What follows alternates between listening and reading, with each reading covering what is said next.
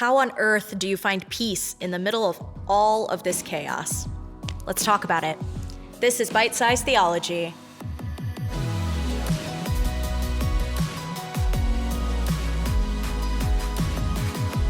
Hey everyone, and welcome to another episode of Bite Size Theology, a ministry of Springfield First, where we tackle big topics around faith, one bite at a time.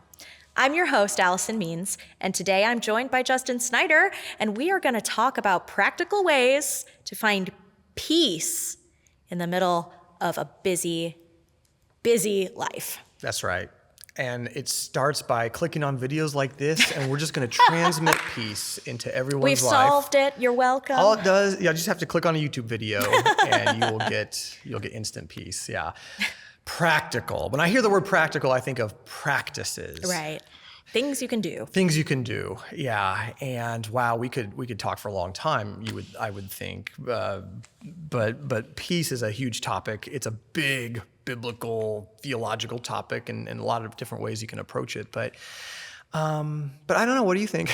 Oh, I'm the host. This Okay, doesn't normally turn into. What do you think, Allison? I think that you've got to figure out which kind of peace you're talking about first, because there's a lot of different ways to experience peace.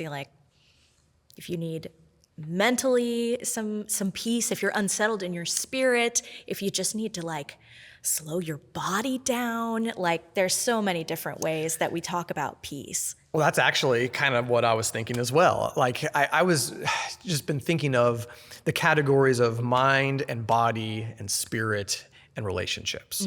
And what does it mean to have practices in all of those areas that could give us a sense of peace or open us to the presence of God and God's peace in the midst of busy schedules? So focusing on practices, I think, is key, because you can watch a video like this and say, all right, that was a good thought. Great. I mean, it's information. I got some more information. I know everything about peace now. Yeah. But is that actually going to do anything? So when we think of practices for the mind, I mean, clearly what we fill our minds with matters. Yeah. And there are scriptures in the New Testament that talk about, that I believe, for example, the Apostle Paul saying things like, let the same mind be in you that was in Jesus, or we have the mind of Christ, or that we hold every thought captive. To me, that communicates that we do have some control over our minds. Yeah. It might not feel like it at times, or it might be noisy. It might, we might find that it's full of lots of things we don't maybe necessarily want, but God gives us some kind of control. And I think in our culture today, that gives us the encouragement to be careful about what we are putting in our minds. Are we surrounding ourselves with constant noise or scrolling or doom scrolling or news? And when does that reach a point where it's not bringing us much peace? Oh, 100%. I, years ago, just deleted Twitter. Okay. Because it was not good for my mental peace. It just made me upset every time I opened it. And I would find myself, because once you start, right, it's a little bit addictive. Yeah.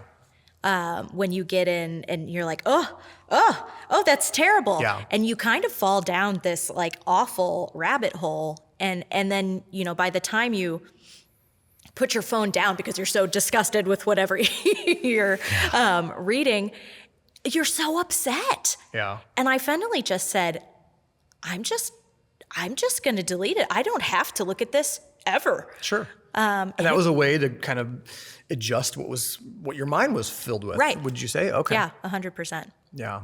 Yeah. So what are some practices like that? Things like practices of removing things. Those are really good. And I think maybe filling our minds with worthy things. What are ways that we can recall Jesus with our minds?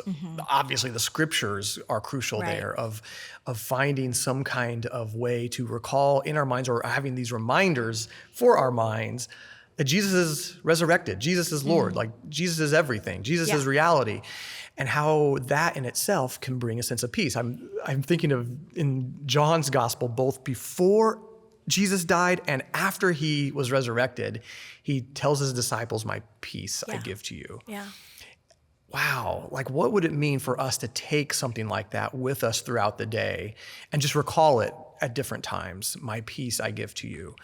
Or some other phrase from Scripture that could be used to guide our imaginations and our minds to a greater awareness of God's peace. So, yeah. Oh, I love that.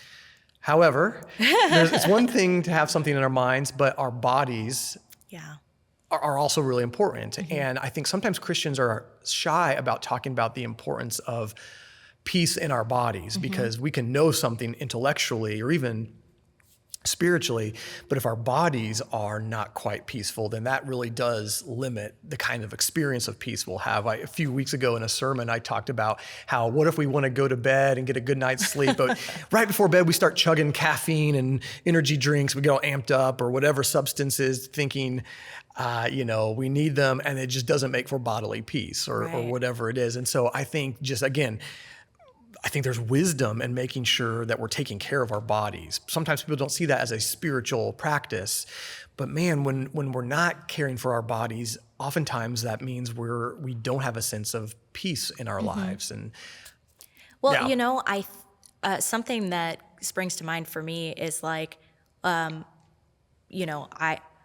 been a runner, you've been a runner, and that's something that runners always talk about is how great for their mental health running is, because you have the opportunity to just tune in to what you're doing in the moment, and it just brings peace. Yeah, it can. It can. I mean, sometimes it brings blisters and knee pain. That's why I'm not a runner anymore. The knee pain.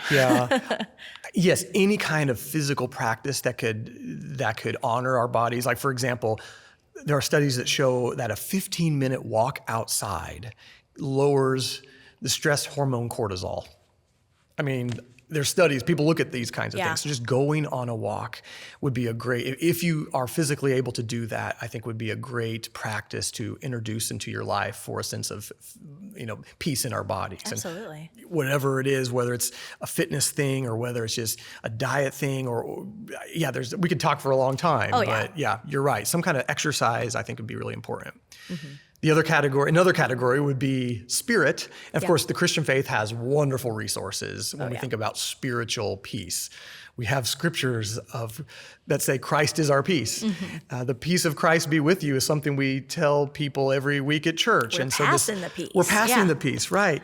So we have tremendous access to spiritual peace. And one of the ways that the early church understood the resurrection of Jesus in those earliest days and years was that peace had been given. Like God had made peace. God had reconciled the world to himself through Christ on the cross. And that brings us a level of spiritual peace. And I think prayer is one practice that helps us stay in contact with that sense of spiritual peace. And there are so many ways we can pray. The most important thing is to actually pray and do it. Whether I know I have benefited from not only more active forms of prayer where we're lifting up to God certain things, or we're talking to God, we're dialoguing with God, and we're listening to God, but also there's more contemplative forms, or not quite as active, but it's more of a receiving kind of prayer where we're just sitting in God's presence, and that sense of presence is so crucial for an idea of spiritual peace, I think. And we could go on and on about how important that is. But I'm a musician, so when I spend time, making music, practicing, for Sundays, or whether I'm writing something, that is a great spiritual practice of the presence of God for me as well. I've talked often on stage about how I believe that, the songs that we sing together in worship are prayers, and that it's a form of prayer. And if you sit down with that intentionality, and I believe there are also studies that talk about music having similar benefits. Singing in a choir, just singing with other physical people, right? Or people, physically next to you. And playing on a band. Yes, absolutely. Does great things for your brain and your body. And your spirit. Music, guys. There you go. Finally. I solved it. It's music. There are times where maybe we're doing well in those three compartments individually, but we do not have a sense of relational peace in our lives. And that's really disrupting the peace of our lives. So it's whether it's the conflicts we're having with people or what other people have said about us. So this lack of relational peace can often diminish the overall sense of peace that we experience. And there aren't any quick cut, easy answers to offer there, but striving for true peace that honors truth in love usually will bring good things. Now, there are so many caveats. There are so many things to, you don't want to be a pushover, boss, with people bossing you around, but you're also not somebody who has to always get their way and peace is always on my terms. And so when Jesus says, blessed are the peacemakers, what are those things that actively make for lasting peace relationally with others? I think that's a worthy question to ask if we are experiencing a lack of peace in our lives. Yeah. I think, if that's something that is like a chronic thing for you, that because we all go through periods, like short amounts of time where we have a disagreement or something and there's unrest. But usually those things resolve. But if you're going through like something that's really chronic or it's over and over and over again, sometimes we have to think about the fact that it could be something about like our heart that we need to examine. That we are not necessarily living into the example of Christ as a peacemaker in our own relationships sometimes. We have to be willing to accept that sometimes we're the problem. That can be hard sometimes. Or those adjusting and other, it doesn't mean making peace with just toxicity among others. Sometimes we have to make peace from a distance and we have to do some things to make sure we're not getting kind of sucked into a vortex where it's not going to lead to good things. But at the same time, I think relational peace is often an underestimated area that really does affect our levels of peace. So practically, you've already said some of those things of just what does it mean to work for peace, whether it's the phone call or the text or the hard conversation that will lead to good things could just bring a level of peace in your life. And so, I don't know, I just like those 4 categories of mind, body, spirit, and relationships to guide us for practical ways to bring peace into our very days. Nice way to think about it and organize it in your brain. And the trick is to actually do some of this stuff. Things. That's what I'm asking myself. Will I do stuff like that? Right, because it's easy for us to sit here and talk about all the ways that you can have peace. But you do have to do them to experience that. And that's discipline. So like, if you want peace, it's going to require some discipline on your part. Yeah. But I'd be curious if anyone, would like more instruction or insight on that, to let us know or some input. I would love to hear some feedback on that. Put it in the comments. If you want to know more about peace, let Justin know. There you go.